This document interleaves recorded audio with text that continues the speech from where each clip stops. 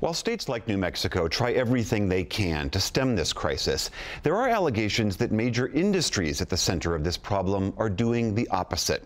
As John Yang mentioned earlier, a recent investigation by 60 Minutes and the Washington Post alleges that the companies that distribute opioid painkillers to pharmacies and doctors' offices nationwide persuaded Congress to hobble law enforcement's ability to monitor their actions. Here's how a former DEA official described the industry to 60 Minutes last night. This is an industry that's out of control.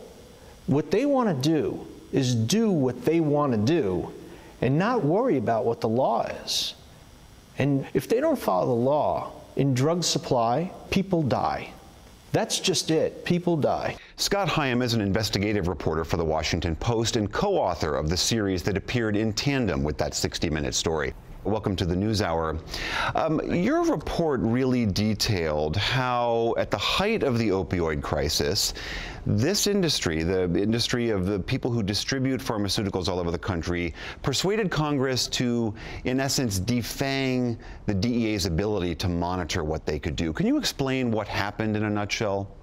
Yeah, it's a pretty impressive feat. For many, many years, the way drug distribution works, it's a little bit complicated, but not too complicated. There are manufacturers at the top of the food chain.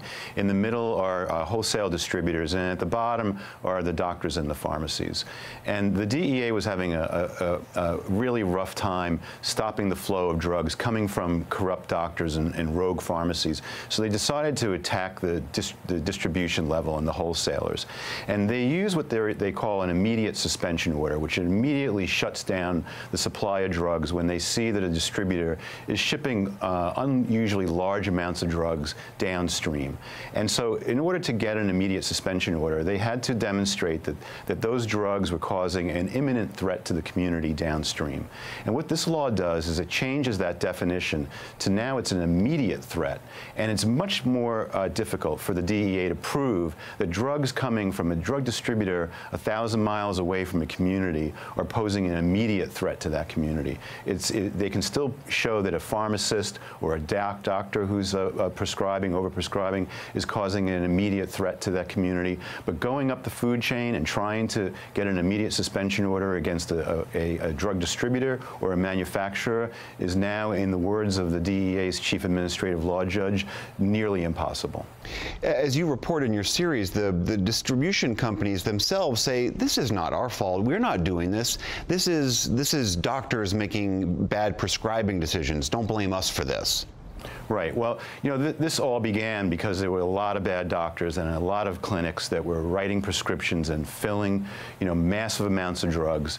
The DEA would argue that the drugs that were then being supplied downstream were coming from the distributors and the manufacturers, and they knew exactly how many drugs they were selling. So say you have a pharmacy in your community that gets 10,000 oxycodone a month, and all of a sudden they're ordering 100,000. That's a red flag, and that's supposed to be reported to the DEA, and that was not happening. So the DEA said, you're not following the law. They warned these distributors repeatedly that they were not following the law, and they said that the distributors continued shipping these drugs, hundreds of millions of doses of drugs downstream, and finally they started hitting them with immediate suspension orders to stop the flow of those drugs.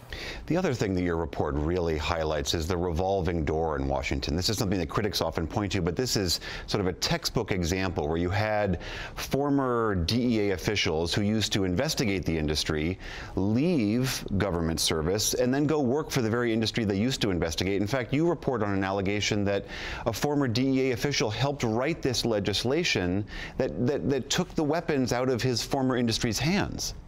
Yes, exactly. We received documents through the Freedom of Information Act and also through our sources. One of those documents shows that that one of the key lawyers for the DEA then went to industry, joined a law firm, started representing these drug companies, and then he wrote the Marino bill. He wrote the early versions of the Marino bill, the Tom Marino, who's now the drug czar nominee with the Trump administration. You also detail how it seems to be an enormous amount of money going from the industry to the legislators who sponsored this. How direct a connection do you think that is? Well, you know, this has been going on in Washington forever. You know, we found that at least $1.5 million went to the sponsors and co-sponsors of this legislation, and there weren't that many of them. There was maybe 22 or so.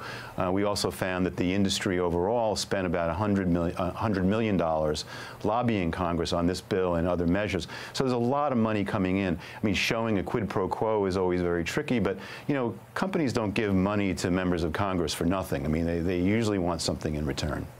Scott Higham of the Washington Post, thank you, and to all your colleagues who worked on this really impressive series. Thanks very much.